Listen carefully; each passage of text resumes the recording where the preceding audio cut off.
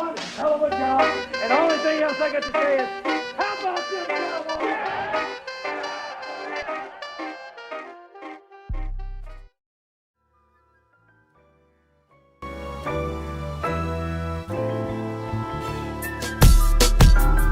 Yeah, we gonna come into this right here, man. This is right here, man.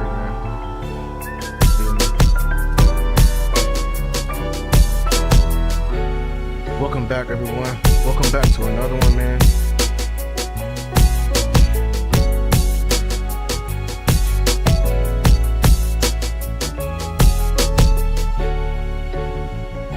Hold on, one second.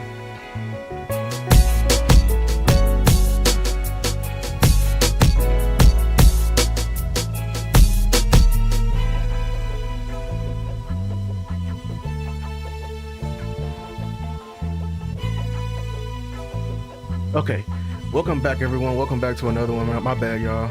You know what I'm saying? You know, some problems on my end, but it's all good. We got a special one today, man. Special one indeed. If you're new here, make sure to like, share, subscribe to the content. Got some exciting news, man. Your boy coming up, man. Listen, this stream is brought to you by Prize Picks. Play $5 and get 50 instantly in lineups. Use code HMA. Indeed. Yes, sir. Yes, sir. Gotta get that. You feel me? All right. Salute to everybody coming in here. I got a couple of things on my mind. I know I'm a little bit late. A lot of stuff been happening this week, but listen. I want to make this video because it was a very interesting conversation that was actually brought up by Tuck on this, and it's if we're overlooking the needs for the Dallas Cowboys, like in that.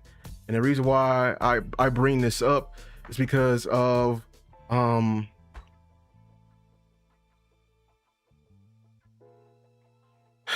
reason why I bring this up is because he actually made a good case for both positions. Even though corner should have been obvious, tackle is the one thing we're gonna really hone in on, and I even got like a film breakdown for that as well.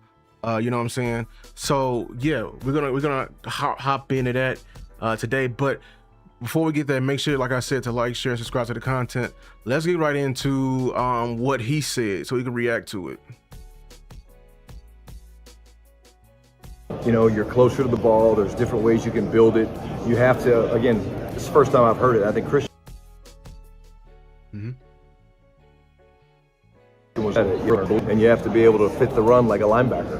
I mean, those are three really difficult things to do at the highest level, and so I think that's why everyone's chasing it. I think that's why you saw a great player like Jay Lou go and command the money that he commanded last year. You know, really good football player, but it's just, again, the good news is you can pull. Kobe Durant's played that, right? I think that was a great addition for us. Excited about that. Kendricks has played it some.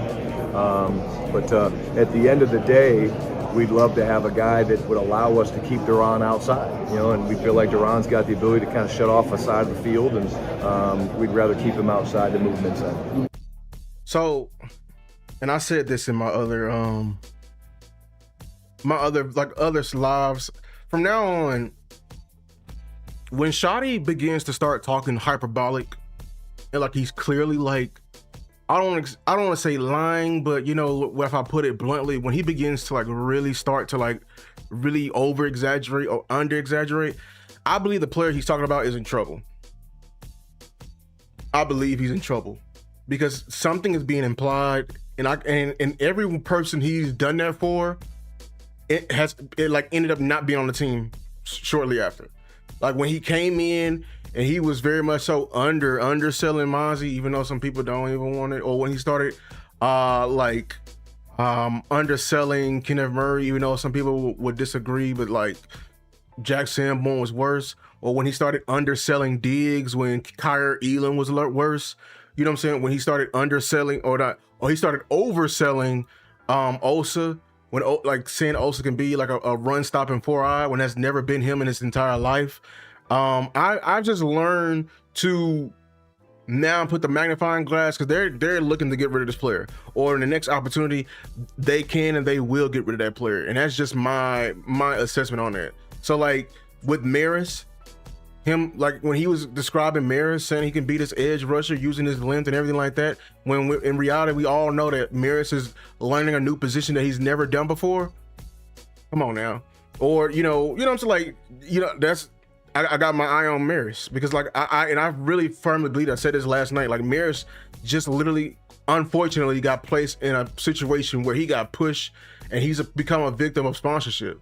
I just firmly think that Maris is not getting playtime because of purely sponsorship. And I purely think it's sponsorship.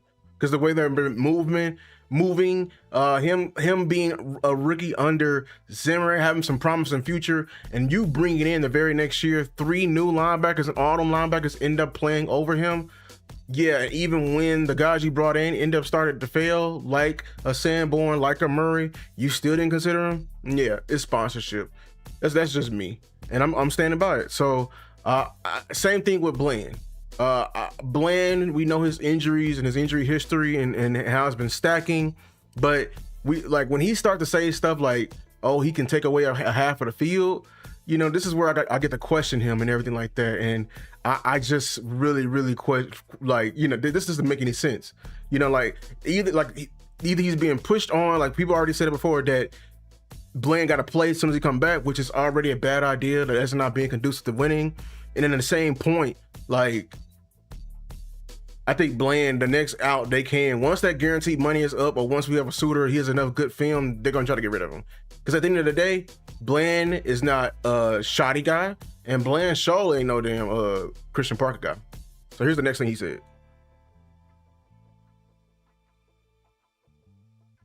He looks great. He's excited. Go to the offensive side of the ball. Tyler Guyton, it's a big year for Tyler. Tyler's been one of the few guys back in the building early on.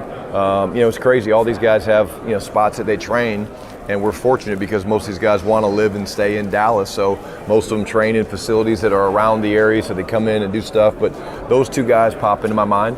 Tyler Guyton's got a chance to be an elite player, but he's got to take that next step, and we have to help him take that next step, and that's through the process and the planning and having a very specific action plan of what we want to see him get better at. What is that action plan for him to get better? Yeah, it starts with his footwork, getting more comfortable, getting more balanced at the point of attack.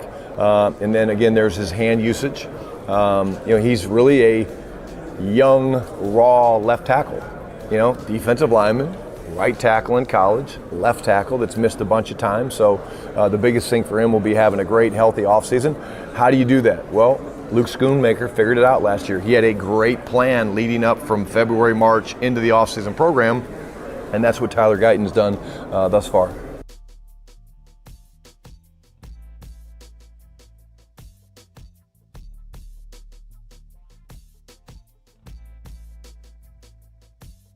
Let me unmute, my bad.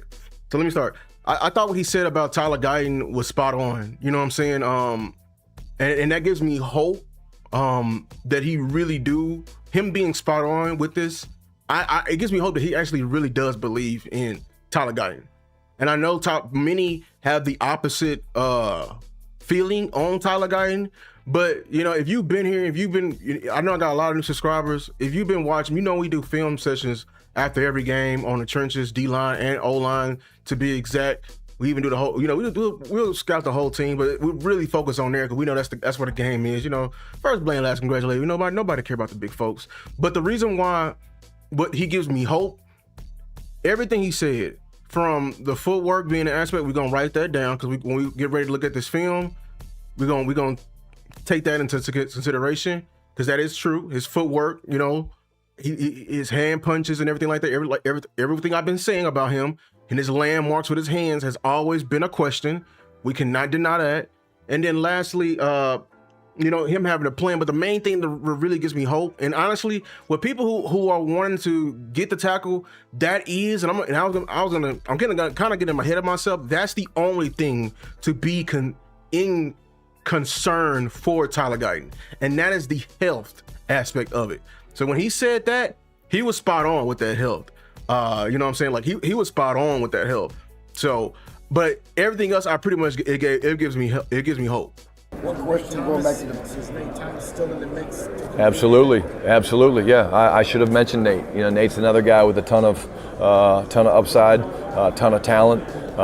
When those guys get back, they will be, and not just those guys, every player will be given a improvement plan. And again, I think I might have talked about this, but okay, these are the 3 areas each player needs to get better at, and these are the steps that will allow him to go do that. And Terrence Steele, for example, hand-eye coordination, timing up his punch, hitting the right pad in his sets. That's an area of a veteran player that he can get better at. But we have ways of teaching that, whether there's these light boards and stuff now that you can use that you see some of the F1 guys doing, and but each player will get that, and that's because part of taking the next step is us improving the current players on our roster. And we've got talented young guys. We've got defense. That's the one thing I'm actually excited about, like having a Shotty be here now, and I guess him now. I see why he wants teachers in the building, like him giving them a plan and everything like that. We finna see the magic of him, like actually. Let's see the development of these players, because he's correct, man. We can't be a great team if we can't develop the talent we already have currently. That's the one thing I'll say to previous head coaches. I mean, we didn't see that much of, and that's why Eberflus had to go. We absolutely seen no growth during the season. That's a red flag. We didn't get no growth from you. So yeah, I'm excited. He mentioned Nate. This is what, honestly, I'm gonna be honest with y'all. Like, I'm just not worried. I'm not worried on tackle just yet, because we just got too many. You know what I'm saying? Like, areas where I need to see it fully play out before I abandon it. I really think Nate is a very good, like, next option. I really do. Like, I really do. And my old O-line coach who's at the Commanders right now, who was his O-line coach at Louisiana Lafayette, literally was telling me that they were trying to take him at the Commanders, but they got him before him, and he sees a future All-Pro in him. And when my former coach say that, and his teacher, I trust his teachings, and I see the ability with Nate. We all see it. But what Shotty is highlighting with Tyler and Nate, he's highlighting really with Tyler, is that Tyler is learning how to play this position, and that's the big thing I don't want people to miss out on. Like, yeah, like it's wild that we took somebody in the first round, or really the second round pick, because it was the end, that he's really much so learning the position. But guys like this, man, they got high upside. I think the worst thing that the Cowboys did was letting Tyron Smith go too soon while drafting this guy. Like, a guy like this, he should have sat a year, but he's in it now, and I trust him. So that's all he had to say. But we ain't gonna beat around the bush. Let's get right into the film.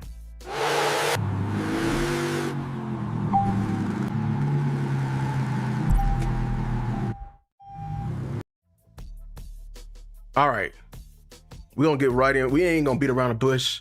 If you're new here, make sure to like, share, subscribe to the content. Listen,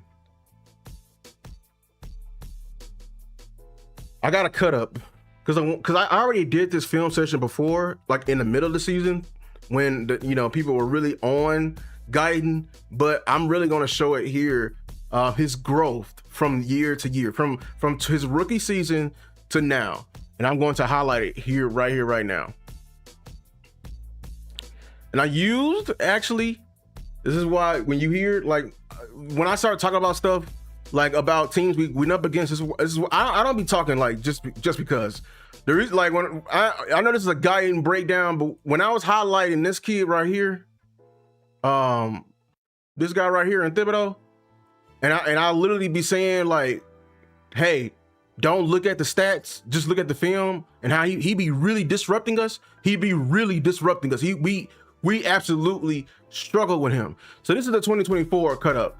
His rookie season, you can see Zach Martin is still here. So you can see this is we're gonna show you where I just wanna highlight where he's growing and why he got a bright future ahead of him. So here we go again. Let me show you, get more control of this. So he's kicking out. So right now, this is the one thing I hated that Solari was teaching last year. This little flat set when we have somebody really wide, like this guy is really wide right here. This guy's really wide right here in Thibodeau, and I don't like how because we got to understand in a 4th down, a lot of these guys like Thibodeau have a two-way go. So they can either go up here or they can go here. They can go inside. So, and so when you go out flat, you open up this gap, right? And it may be a good idea. Maybe some of the best tackles are able to keep up with it. But the thing is, we're dealing with a rookie, man. We're dealing with a rookie tackle and somebody who ain't played a position before. So Solari teaching this, and I knew it was his teaching because if you go on the other side, like I said last year, Terrence Steele was doing the exact same thing. I was saying, like, this is not good for the rookie. Like, this is bad development. So, like, here's another. We're gonna really break him down. Look how So one thing I don't like with an offensive lineman when you're kicking, all this is boxing.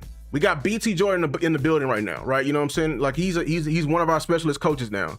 What is that? What are the main things they're doing? If you shout out to Okoye, if you heard Okoye, because he's a boxing coach, he literally said all the drills that they be doing are what? Boxing drills. The same thing applies to offensive line. It's all boxing. So why are your hands by your side when we're getting ready to fight? We're getting ready to fight. So like, I'm gonna keep going and let it play out. It's right there. I'm gonna try to slow it down. You see his hand, his landmarks. What did Shotty say? Right now, it's like he's trying to place the hands on his shoulders, trying to place it. But also, can't forget your footwork. What did Shotty say? Your footwork. You going out this wide. Look how big this gap is. You hugging. But this guy right here, like this is a former top 3 pick. This is a veteran war daddy right here. You going inside like that, now your body is out of position. Your body is on the right side of him. And he's got momentum. You know what I'm saying? He's got momentum going this way. It's over. It's over. Your hands are by his side. His hands are on his back, ready to rip over you. This is a lost rep. And it's a pressure. You was able to wash him out the club, but this is why I really want people to hone in on why we need to give Guyton the chance. As far as ability, maybe not. You ain't gotta listen to me as far as his his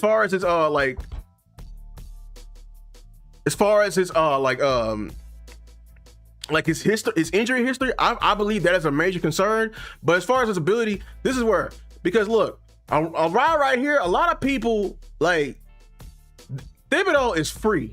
I'm telling you right now, right here. Sorry, I put 2 of them right there. That's on me. Thibodeau is free, like running free, like by himself right there. But like Tyler Guyton is so naturally gifted with traits, he's able to catch up because he's nimble, and he has a giant body. This is why, like, I want to give him a chance. I really do. There is something there that I think a lot of people are not seeing. Even though this is a lost rep, you know what I'm saying? This is a pressure. Thibodeau got Dak to move off the spot. That's a pressure. That is a successful pressure. Dak is just Dak has enough pocket awareness to get around this, but this is a lost rep because you are not in position. You whiffed right here because of your feet and your hands. Next rep. It's gonna be a long session. I don't have that many plays because I'm really gonna. If y'all don't know, I'm really finna like we're gonna really break him down in this one right here. But this is a very important session though. Here he is again. Look how wide Thibodeau is. This is like a wide 9. This is not normal. This is alignment, assignment, you know what I'm saying, execution. Your path and your plan, trying to see. I don't know, like, does Solari teach them to look for it? I don't know why he's not looking at Thibodeau. Like, if I was teaching, I would tell Guyton, bro, look at your target. You give it. You don't have to give it away. You can give it away. Yeah, they know. He's our target. Because right here, him being this young tackle, what angle? Once again, going flat. This is opening up. This right here, this inside. He has a 2-way go. He got long arms.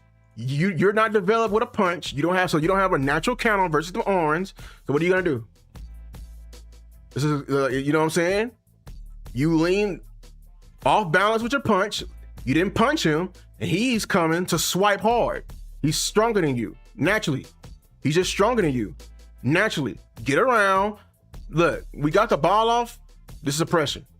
Be honest with you, that's oppression. It's a little bit better because he's just so naturally gifted that when even you get around on Guyton's hip, normally tackles, like when Thibodeau gets around right here, this is a free sack. He can come in and close and actually bend the corner. But Guyton has enough, like, it's like a DB term, you know what I'm saying? The catch up that when you're getting beat, that catch up speed, this is not normal for offensive linemen. When you're beat, you beat. But he has enough catch up speed to be able to run him past the quarterback, which is a very good skill. But we got to constantly rely on that. It's not a good thing. Here's again. They're out wide again. This time we got a tight end here, so this is a wide 9. What are you gonna do? Kicking flat. I don't like this, man. I'm so glad Solari gone, bro. Jesus Christ. This out flat, man. But just kick right here, a little short. You know what I'm saying? Pat your feet, because he got to come through you at the end of the day. When you go here, you are making this, man. You just setting yourself up. So glad we got Clayton Adams now. That's better. I ain't gonna lie. See, like, this is why I point this in here. Look, what I say, the counter to somebody with long arms is what? Because Guyton has long arms. Bah, shoot him. Shoot them hands. Like, that's it. It's in you. That's a great punch. Look how he stabs. Look how he stands him up right there. That's a phenomenal punch. Phenomenal punch right there. Awesome right there, bro. I think we got a touchdown on that right there. But you know what I'm saying? I was showing you like, he's just inconsistent, especially in that game. Let's move to 2025. Let's see, did he improve? We got Clayton Adams in the building, and we got Connor Riley in the building now. Did he improve? Now you're going up against, in my opinion, the far better rusher. You're going up against the dog now in Brian Burns. You know what I'm saying? Now let's see what you do. You feel me? Here's again. They give him a little stunt action. Should be alert to stunt anyway. His feet making it seem like he's gonna go in for a TE stunt. So let's see what you do. Right now, see, like last year with Solari, if you would have came up out of here like that, going all flat, boy, he would have came and knocked you in your hip. This tackle right here, this D tackle. So, but guess what? Stayed right there. Good punch on the lineman. I like that. Stayed home and punched the hell out of it. You know what I'm saying? Good job. So, you know what I'm saying? Dak is clean. That's all we need. Even though it's out quick. All right, Burns again. Now he's tight. So your kick, I'm looking at your feet.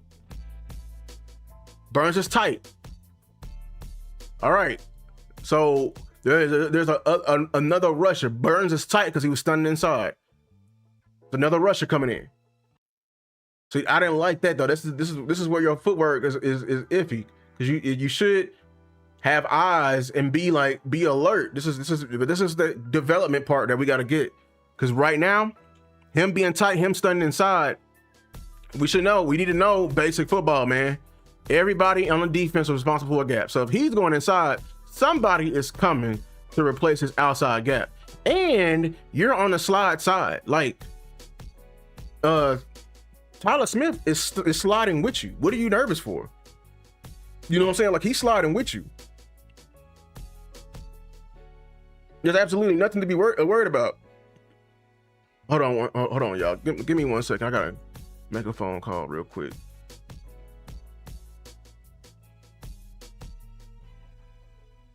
Let's move out to this music real quick. I gotta make a phone call.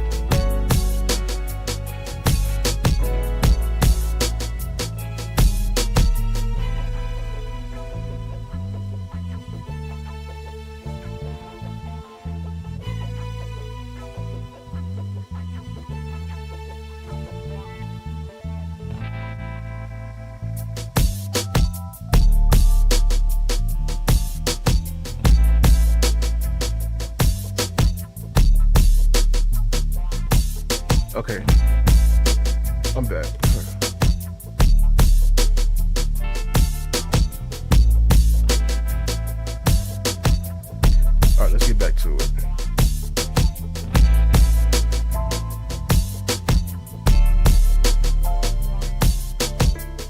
Let's get back to it. Where is it at?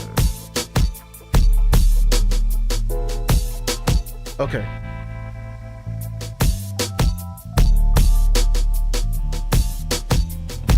My mic good? Okay, my mic good. All right, let's get back to it. Had to take care of some. I had to get off a little bit. We'll see.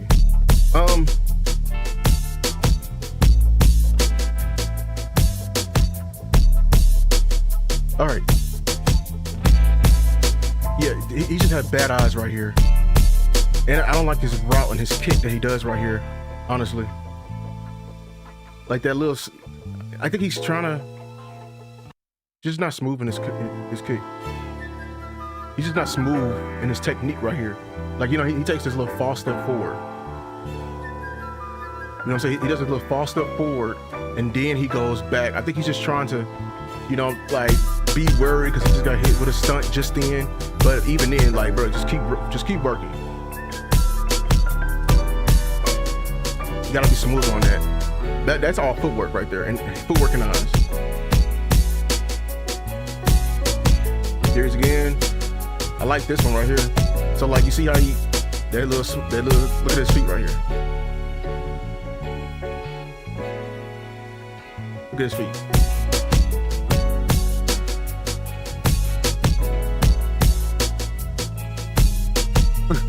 See right there? Inside, good job. Like he's ready for the inside move this year. Good job. And I'm very much happy because look what they're doing right here. Everybody else on the slide side. Everyone's on the slide side. So everyone's sliding. So he's on an island by himself and he's doing this. Even though, like, you know, hey, maybe, you know, it's a little bit better for him because now, like the guy is tight this time versus like last time he wasn't tight. But I appreciate this right here though. I really do. Turn down the music.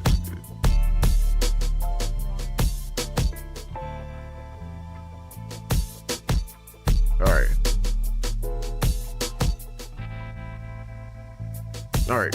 Now we're getting some wide action. Good. But he should be alert stunt right here because with Dex is right here. When a guy wide like this and he's a line like this, I'm alert and stunt. But if not, just stay in your technique, stay tight. Do not overkick like last time. Like versus Solari, he was overkicking. Let's see what he does here.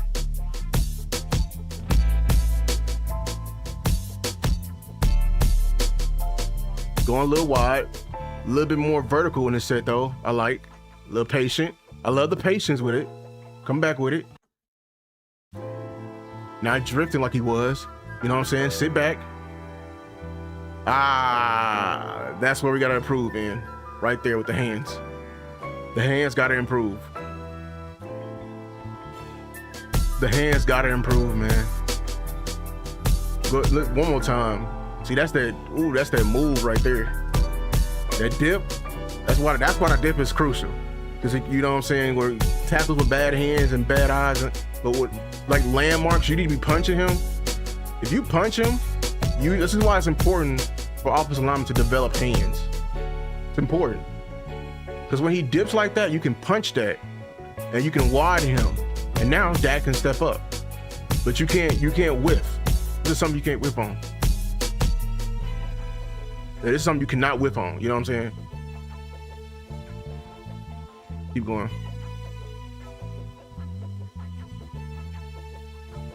All right. This time, kicking out a little wide. I mean, look, he's still tighter in there. I like the hands up. It's a big improvement. Man, but it get wide again. He loves doing that. See, this is what we gotta get up out of him. Like, notice how hold on. Notice how he get wide in his kick. Look at his hands. Like right before it's like he's trying to block with his head. That's a no-no. This right here, hands come all wide, man. This is what we got to get up out of him, and this is gonna take time, especially with somebody learning the game, man. And he's throwing this fire. Like, he's gonna fight the best way he knows how. Good job. But Good job. I like this right here, though. This is an improvement. We didn't see this last year. You notice that? Look at this. The replacement of the hands, even in the bull. Get inside. Get inside in his chest. Get in his chest. I love the replacement of the hands right there. But see, this is the next step. See, he's improving. He's improving. He's replacing the hands, but you know what's wrong? He's stopping his feet. You got to continue the feet. You got to finish the rep as you're doing this. You know, like I can tell that Connor Riley and Clayton Adams teachers are getting to him. But now you gotta keep the feet. You stop your feet. That's the next step. I see the improvements. Do y'all see the improvements? I see the improvements, man. I very much so see the improvements. I didn't see this his rookie year. We're almost there to the fight. Good job by Dak just staying strong. Like, Dak is just amazing. But like, there's improvements right there. It's still a pressure, but there's improvements. I didn't see this last year. The replacement of the hands, I didn't see that last year at all. All right, next play.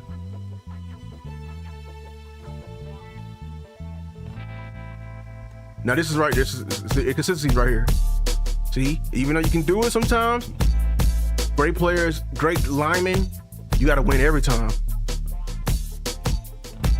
See, I see what happened here. See, you facing a real war daddy, man. Like, they just smart, man. They got counters on counters on counters. You got to be ready. You got to be ready, man. Look, he tried to go for the fake punch. Like, I'm seeing him now. He got moves. Look at the fake punch he tried to do. That fake punch. Look at his hands right here. That little fake hand right there. Watch his hand. He gonna do it right here. I'm gonna try to time it up before we go. Right there. You see his hand? He tried to do the fake punch, but you're facing a very veteran and very skilled rusher, and he's not even fazed by it because he sees what he's trying to do. But in the midst of you trying to do that, he has a counter. You know what I'm saying? He has a counter.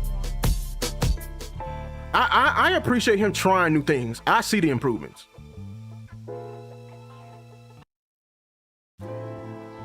Yeah.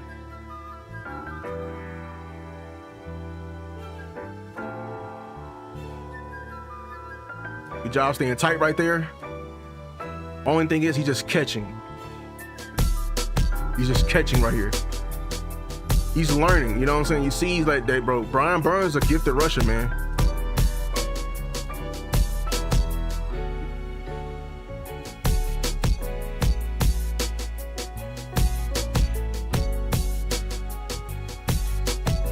Good job right here, man. Almost overset him. He almost overset him, but he caught him. Cause I'm telling you, man, I see it with him, man. Caught him right there.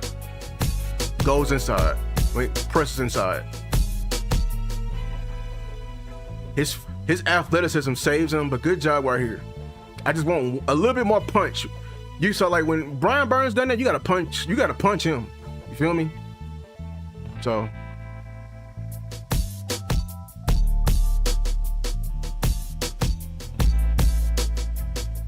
And then,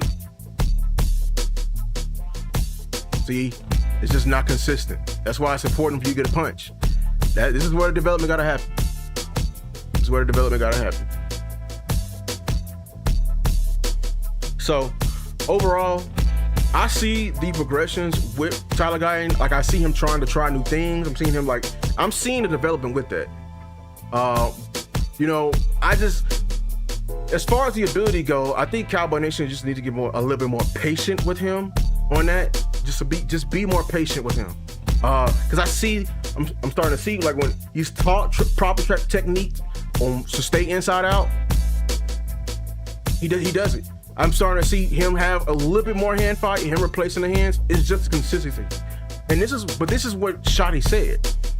With a guy who just started playing football, like, He just started playing football like less than 3 years ago. He had to play D tackle, and then he played tight end before that. He just started playing tackle. These are the growing pains you're going to have within it. So I'm willing to trust that. Now, as far as the injury concerns, I understand everyone's frustrations on that, and everyone's concerns on that. You feel me? So,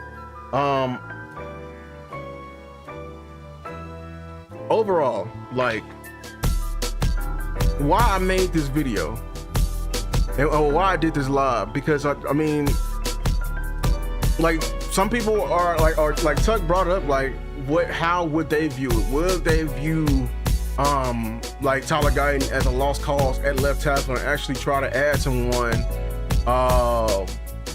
to the like try to take a tackle?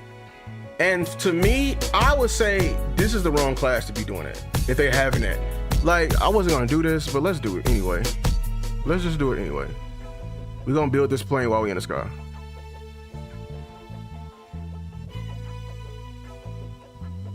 Hold on.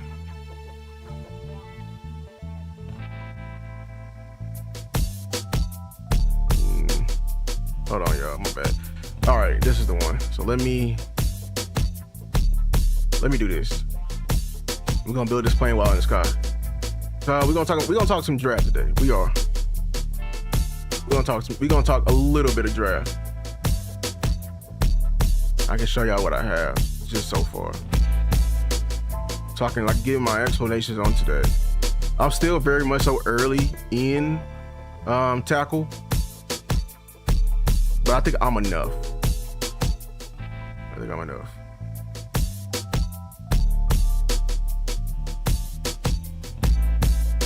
All right.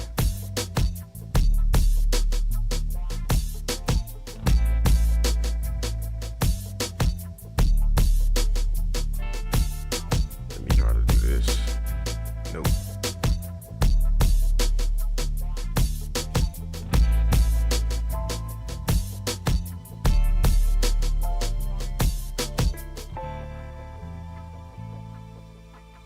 Really? Okay, it can't see the name. Let me see what I can do with that. How is that the case?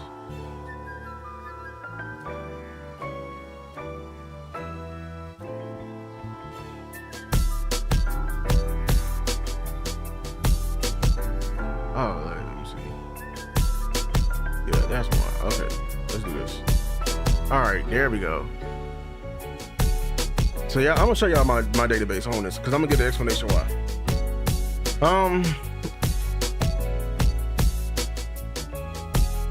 Y'all should see enough. Okay. So this is like, I built this database.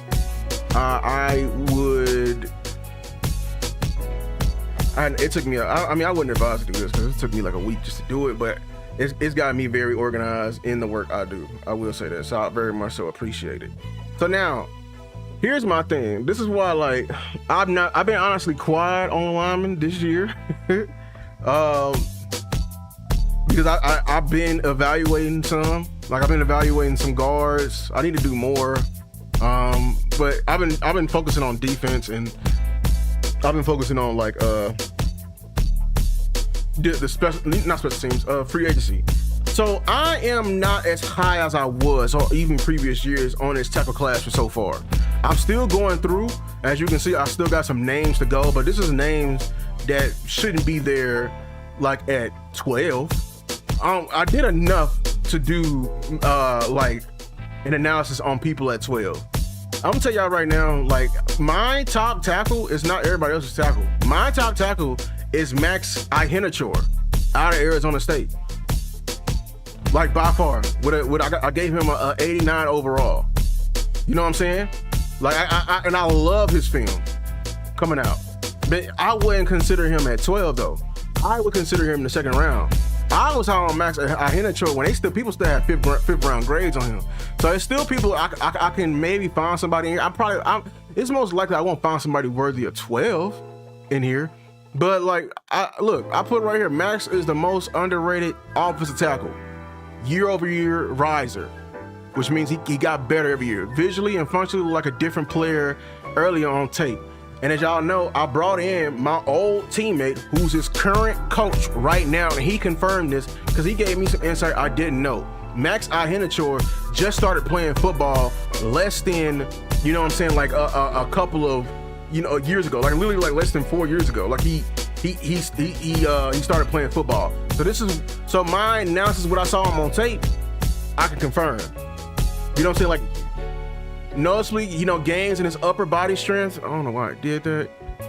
Improved body composition. Like he looks bigger overall, which I you know what I'm saying? Like plays decisively. He's more decisive rather than being hesitant. Athletic profile, able to go from a 2 or 3 point stance. Can be left on an island. Excellent inside out leverage. Rarely oversets. Maintains balance and body positioning, which a lot of people can't say they do that, especially as a lineman coming out. Technically sound on combo blocks and strong chemistry with the guard, and he's smart. Like identifying the most dangerous defender, the MDM or most dangerous man. That's supposed to be MDM. Actually, I'm gonna confirm that. On zone runs and assignment sound. Areas for growth. He's improved, but still room to grow. If y'all caught that episode, my guy, he literally said the same thing. He said the best football for Max is ahead of him because he started playing his game, so early. Who that sound like? That actually, to me, sounds like Tyler Guyton, because Tyler Guyton just started playing tackle. Now, Tyler Guyton wasn't as this polished coming out, because Max been playing tackle longer than him, technically. But even still, like I'm seeing the same exact thing, because that's what happens when you get a guy who just got, like this guy was a basketball player turned football player. You feel me? But he had great feet, and you're seeing it, change early on. I'm just giving you context on him. He fits any system. This is my top guy. But even him, the reason why I'm highlighting him is because even he is going to be a project, like to a degree. Like he's going to be a project. Coming in, I'll confirm and say is not better than Guyton or Steele because he's still learning the game. Give him a year, he might be there. But like this guy, like he just started playing football 4 years ago, and he's my top lineman. A lot of guys top linemen. I'll highlight Francis Muwaga. I gave him an 88. Like he's my second best. I like this film. I studied 2 years with him. Massive power right tackle game built on strength at the point of attack. Looks the part immediately, physically imposing lineman. Can overwhelm his defender in the run game. Very strong at hand contact. Consistently generates movement in the run game. Ideal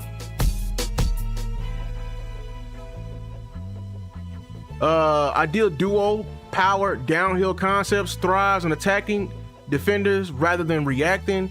Pass protection foundation. You know what I'm saying? He's solid. Works inside out effectively. Like I like he's patient. Hand placement is better than most young tackles. Shows quality of reps against high level opponents. Areas for growth. His pass set control. Can get out of control in space against smaller and quicker rushes. This, and honestly, from experience, this is a big red flag for me, especially at his size, because he's massive at 6'6", 315. Sets can look hurried and or uneven. Athletic edges can stress his balance. Occasionally, discussion. Yeah, see, this is why, like I said, all those things I highlighted for him, like he very much so the red flags of him maybe possibly being a guard, because he's comfortable versus a rusher that's power or he can sit with. But when he gets a speed rusher, that's when it gets funky out of control, and that makes me question: are you athletic enough to be on the island at the next level? You feel me? That's me. And I know a lot of people are considering him at 12 because he may be BPA, but that makes him a question mark. Because he may be strong enough for the next level, which I love strong offensive linemen, but if you're not quick enough to deal with, who are the edges in our division? Brian Burns, who can be quick at times, not necessarily a quick guy. Eagles don't have an edge, but like, what about when we go and we face like a Nick Bonito?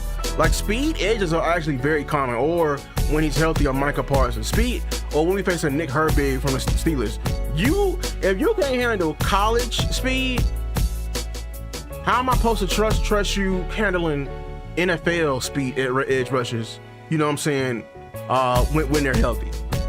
That's my problem with him, and that's why I wouldn't consider him at 12. I honestly wouldn't consider him as a pick overall, rather than if you can catch him at 15 or 20. If you honestly just, you sure. If you want to pick him, but I'm not gonna be the guy to pick him and honestly be like, tackle is good now. No, it's not good. Let's go to the Utah tackle. Everybody's saying Spencer Fano. I gave him an 85. Spencer Fano, athletic and technically sound right tackle whose strengths currently show up more in pass protection so his pass protection skills, he has more pass protection skills than as a run blocker. And he plays with good balance, discipline, and movement skills, giving him a strong developmental baseline. He has the ability to mirror, stay square in position, and recovers with all due, with foot quickness. Sounds a lot like Guyton. Clean foot sequencing, gets his second foot in the ground, maintains a low center of gravity. I'm talking about his base. Zone, run fit, effective outside zone concepts, understand leverage and angles, win with positioning rather than force. Here's the areas for growth. Hand usage. Same problems we got with Guyton. Raw punch, timing, and placement. We just saw that with Guyton. Limited counters. Vulnerable against advanced hand fighters. So I'm telling you right now, you draft Spencer Fano, put his ass at left tackle. Kevon Thibodeau, if he's still in New York, and definitely Brian Burns will feast on this boy. I just showed you on the film how much and how fluid Brian Burns is as a rusher in terms of counters. He has counters out the wazoo. This guy will struggle versus that. And that's the NFL level as in general. My also main concern with him, reason why I wouldn't consider him, is his play strength. I don't like non-strong offensive lineman off back. I'm gonna be honest with you. I would take it if he was in a different scheme, but what did I say earlier? I said he is best for outside zone running. So, translation, McCarthy, that West Coast. We are not outside zone. We run outside zone some here when we put blue in the game, but we are a duo. We're a duo team. You gotta go run through an MF's face. And I don't trust him to do that. I said, his play strength, he's more of a positional shader than a displacer, which means he's more, that's why, that's the whole aspect of zone blocking. You're stepping to a gap and shading everyone off because we're moving and we're giving the running back an easy lane. Displacer, you gotta be stronger to move someone against their will. I don't trust Spencer Fano to do that at all. His run game power relies on technique over physical dominance. Said it here, he fits zone-based. He fits zone-based systems, athletic offensive systems, so basically systems that's gonna have him moving.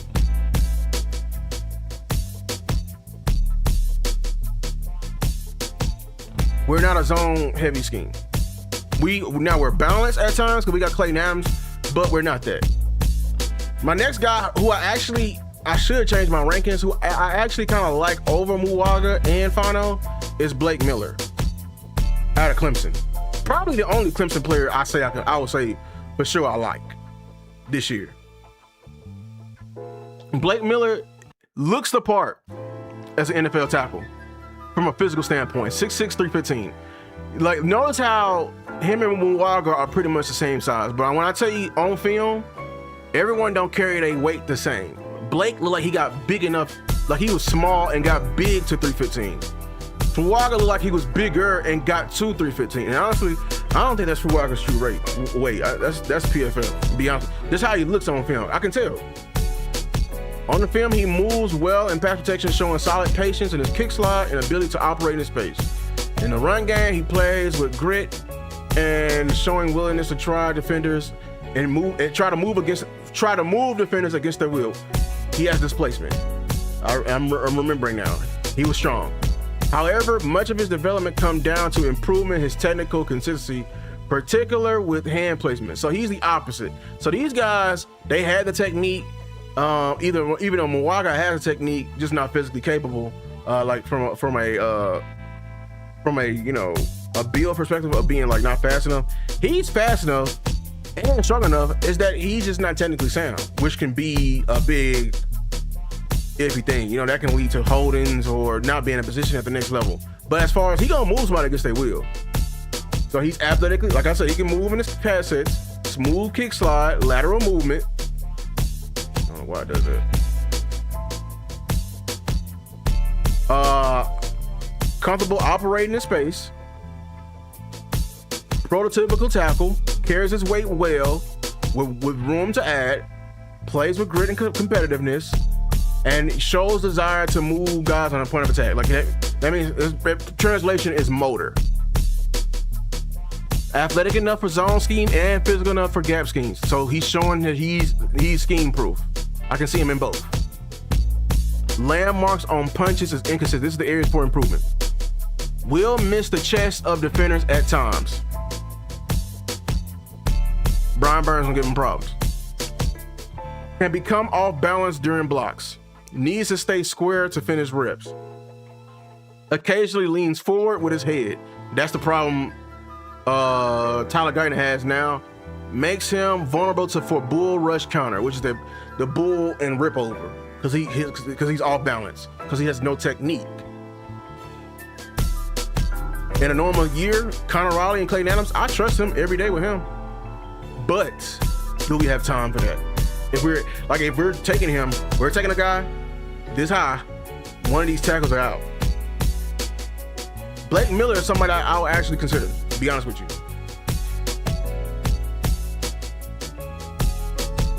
Now, I seen somebody mocking this to him. It's the wrong picture. No, another picture. Caden Proctor. I've been low on Caden Proctor since like junior year. When he was the number one lineman, I did not. You know, this is the tackle that was playing next to Booker. I thought he looked like a Marlon Booker film. That's because Booker was just mauling shit. I evaluated multiple years of Proctor. Proctor into this year is a behemoth of a human being. 6'7", 366. Off bat, you are entirely too big to play offensive line at the next level. You got to get more physically. There is a situation where you're absolutely too big. You're too big. And it shows it on your film. Plays the game with overwhelming raw power. Like, he has the raw strength. I love his strength. But his tape shows significant mechanical issues and heavy-footed and an often waist bender with raw lower body mechanics. Poor coordination, his hand placement is inconsistent, frequently out of alignment. He routinely overran his opponent rather than controlling his contact. Conditioning was a concern. Say that again. Told you. You were too big. Conditioning was a concern. With his movement quality and his stamina would drop as reps accumulated.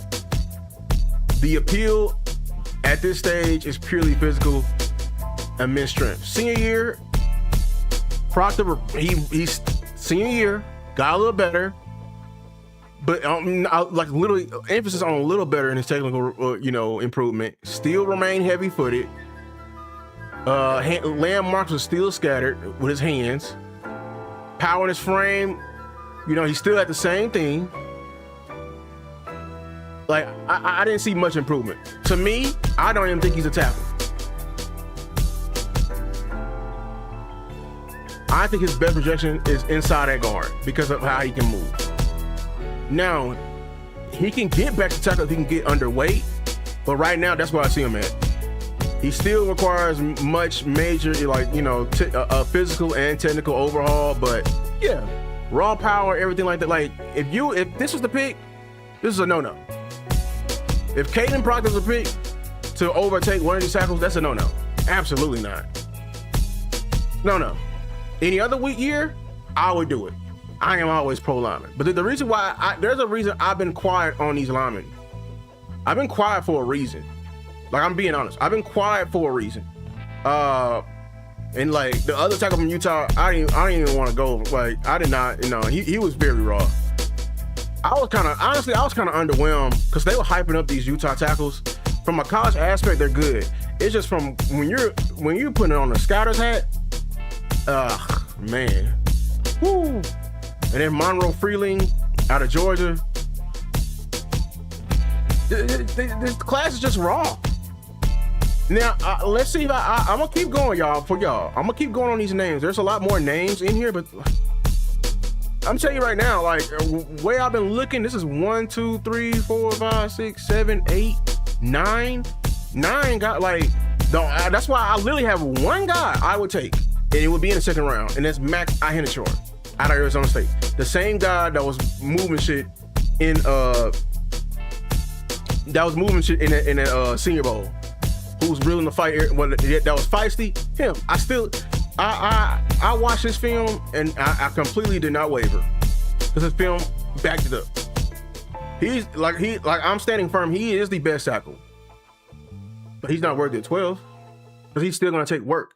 And with my former teammate telling me that he just started playing football 4 years ago, hell no, that ain't no 12. No, that's literally the same issues we got with Guyton. He's a little bit more refined, but he gotta develop. And he going, and I think he got all pro potential too. We got a small window with that. So that's why, like, all these linemen I would take on a normal year, other than Dak not being this age. And that's why I wanted to show. Like, I wanted to show in this whole, like, presentation, like, with that. I mean, I'm just reading. You said draft Vega Ione and move Tyler Smith to left tackle. Batitude, I ain't gonna lie. I love Ione. That's the only one I've done so far. I love his film. Like, I scouted him a long time ago. But yeah, the reason why I had to stop, because the next guy, these guards are not the same. But you know, the Cowboy Nation will lose they damn toothus if we draft 2 guards at 12 2 years in a row. And Ione is not the same caliber of guard as a Booker. But, and honestly, I'm actually on the side of not putting Tyler Smith at tackle, because he's a better guard. That's just me. I don't believe he's a good tackle. He was okay. He was literally okay. He was okay his rookie year. I went back, because sometimes I go back to that year when he was playing tackle. He was literally just okay at tackle. Couldn't even gotten better. Yeah, he would probably been much further along than Guyton, but he's just all world at guard. You know what I'm saying? Like, he's just all world at guard. So, but yeah, I understand what some people were saying, that, you know, it may be a red flag, but that's, if you wonder, like, Lou, you was loud last year when it came to linemen. Why are you not loud this year? That's why. But before we go, let me hear a quick word from both our sponsors, man.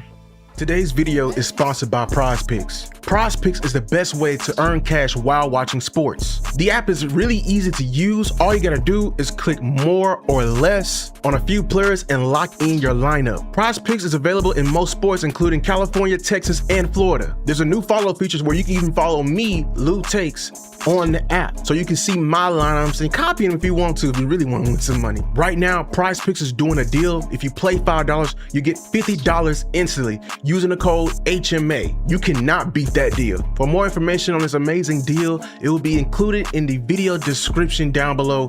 Click the link.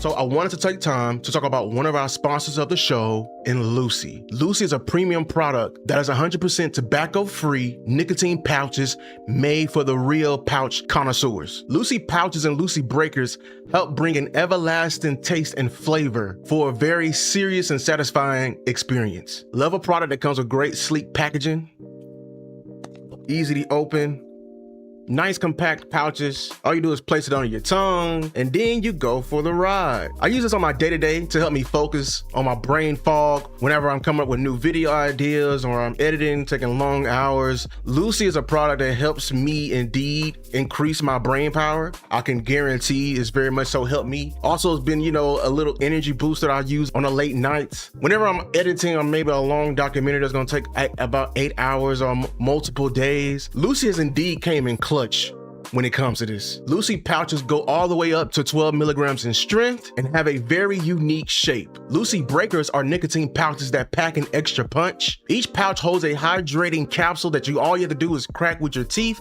and then the everlasting flavor begins. Lucy is the only pouch that delivers long-lasting on-demand flavor. Get 20% off your first order when you buy online at lucy.co/code in all caps. Again, lucy.co/C,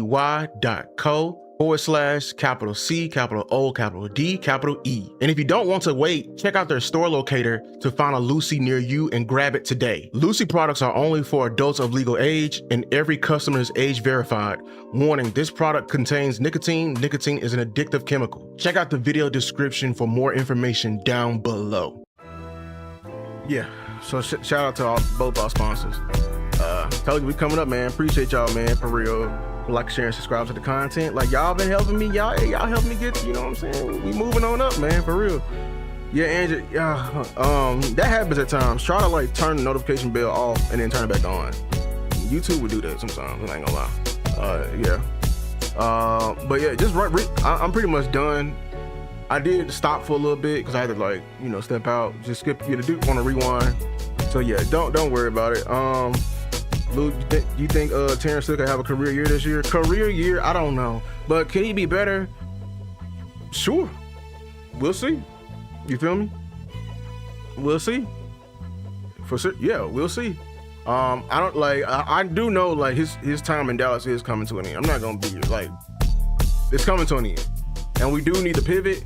Does it need to be this year? I think we already have somebody in place. You know what I'm saying? I'll be honest with you. I think Nate can be that guy. I'm being for real. Lou with the commercials. I'm about to go.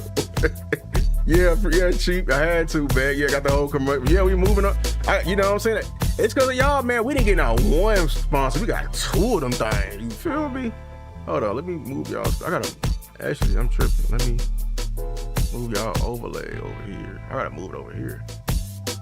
You know, it's because of y'all, man. Yeah, y'all the MVP. For real.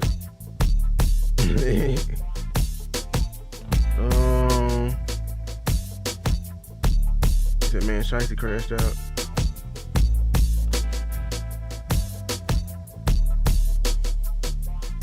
It's just for my faith. You talking about the old? You talking about Pooh Shiesty? The case ain't that old? We already knew about what happened with Pooh Shiesty, man. We already knew it. You know what I'm saying? Yeah, this is last year. It's gonna be it's because of age and we need to. You know what I'm saying? But yeah, if y'all just come in here, man, like I said, like the video. Appreciate that. Watch. We did a film review on Tyler Guyton. We reviewed, but yeah, turn on notification bells. We got some stuff in store.